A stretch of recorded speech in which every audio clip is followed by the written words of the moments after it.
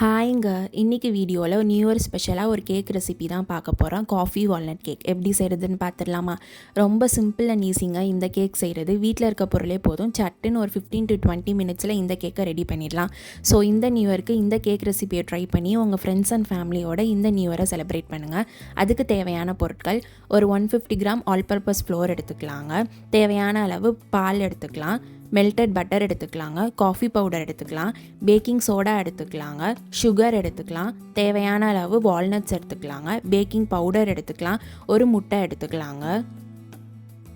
ஒரு பவுல் எடுத்துக்கலாங்க, அதில் நம்ம சூடாக காய்ச்சின பாலை சேர்த்துக்கலாம். சேர்த்துட்டு இன்ஸ்டன்ட் காஃபி பவுடர் மிக்ஸை சேர்த்துக்கலாங்க. நான் எனக்கு டேஸ்ட்டு ஃப்ளேவர்ஃபுல்லாக இருக்கிற ப்ரூ காஃபி பவுடர் சேர்த்துருக்கேன். உங்களுக்கு எந்த மாதிரி இன்ஸ்டன்ட் காஃபி பவுடர் ஃப்ளேவராக இருக்கோ அதை நீங்கள் சேர்த்துக்கலாம்.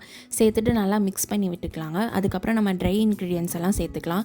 ஆல் பர்பஸ் ஃப்ளவர் சேர்த்துக்கலாங்க, அதுக்கப்புறம் பேக்கிங் பவுடர் சேர்த்துக்கலாம், அதுக்கப்புறம் பட்டர் சேர்த்துக்கலாம், பேக்கிங் சோடா சேர்த்துக்கலாங்க. சேர்த்துட்டு எல்லாத்தையும் நல்லா மிக்ஸ் பண்ணி விட்டுக்கலாம். அதுக்கப்புறம் கிரானுலேட்டட் சுகர் சேர்த்துக்கலாங்க. நான் ஜீனியை மிக்சியில் அரைச்சி சேர்த்துக்கிறேன். சேர்த்துட்டு ஒரு முட்டை சேர்த்துக்கலாங்க. அதுக்கப்புறம் ஹனி சேர்த்துருக்கேன். உங்களுக்கு ஹனி விருப்பம்னா சேர்த்துக்கலாம், இல்லாட்டி நீங்கள் வெனிலா எசன்ஸோ இந்த மாதிரி எந்த எசன்ஸ் உங்ககிட்ட அவைலபிளாக இருக்கோ உங்கள் டேஸ்ட்டுக்கு ஏற்ற மாதிரி சேர்த்துக்கலாங்க.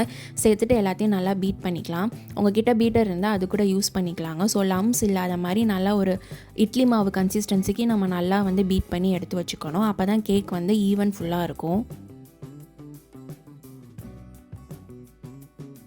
கேக் பேட்டர் ரெடி ஆயிடுச்சுங்க. ஒரு கிளாஸ் பவுலில் பட்டரோ இல்லை கீயாலேயோ நல்லா கோட் பண்ணிக்கலாம். நான் இன்றைக்கி டேரெக்டாகவே பேக் பண்ண போகிறேன்.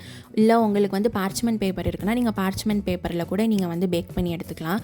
ஸோ நல்லா பட்டரால் கோட் பண்ணதுக்கப்புறம் நம்ம கேக் பேட்டரை அதில் சேர்த்துக்கலாங்க. ஸோ நல்லா சேர்த்துக்கலாம்.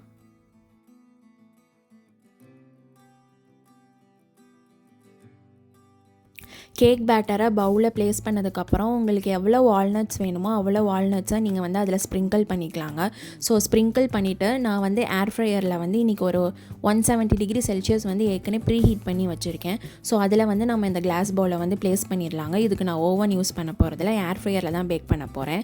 நீங்கள் இதை இட்லி சட்டியில் கூட பேக் பண்ணி எடுத்துக்கலாங்க. ஸோ ஈஸியாக தான் இருக்கும். ஸோ ஏர்ஃப்ரையரில் வச்சு நம்ம 180 டிகிரி செல்சியஸ்க்கு ஒரு 35 நிமிஷம் பேக் பண்ணி எடுக்க போகிறோங்க.